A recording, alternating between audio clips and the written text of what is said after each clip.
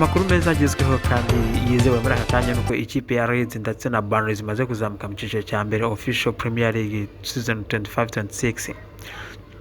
Ikindi ni cyo Luton Town isubiye mu cyiciro cya gatatu nyuma yuko umwaka ushize ari mu cya mbere, uyu mwaka ikajya mu cya kabiri, ngo buyisijya mu cya gatatu. Ikindi Burnley ije mu cyiciro cya mbere, nta match nimwe yigeze itsindwa ibitego bibiri, bigiye yatsindwa agatsindwa igitego kimwe cyonyine. Byo ngibyo bigari ibintu biba nyuma y'imyaka 6 mu gihugu cy'Ubwongereza. Reka tuze tuyarambure.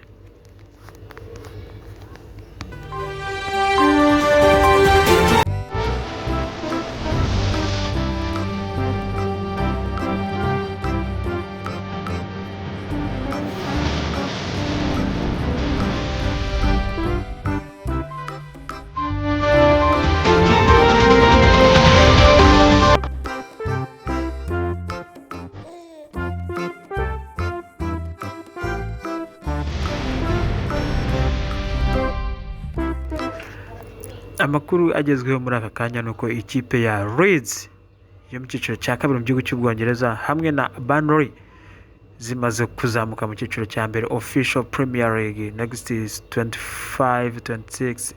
Zikaba ari ikipe nziza kandi zitwaye neza muri uno mwaka mu cyiciro cya kabiri. Bikaba byageze ku munsi wa nyuma, ikipe ya Leeds yari iyoboye shampiyona irusha amanota abiri ikipe ya Burnley.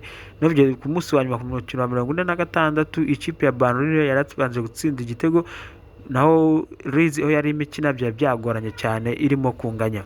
Nuko kubwa amahirwe yo ku munota wa 89 habura amasegonda ngo umukino urangire, Leeds ibasha kubona igitego cya kabiri, aricyo gisa gituma ifata umwanya wa mbere de novo byisubiyeho.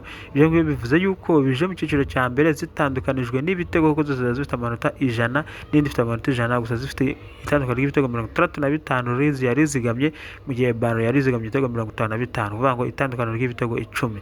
Ibi bikaba bivuze yuko Leeds na Burnley zakina mu cyiciro cya mbere, mu gihe hari izindi enye zigomba gukina amafaze stage out, aho zigomba kugenda zikuranamo n'amakipe ane hagomba kuzabonekamo imwe izaziherekeza. Ibyo bivuze yuko mu cyiciro cya mbere naho hamaze kumanuka amakipe atatu yari Ipswich Town, Southampton na Leicester City. Izo zose zikaba zaranamanutse kera cyura nk'imikino 3 ya nyuma kugira ngo ibintu birangire.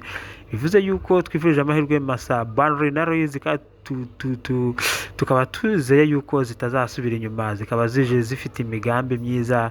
Rero niyo makuru twari tubafite akanya, murakoze mukomeze gukora subscribe. Naboa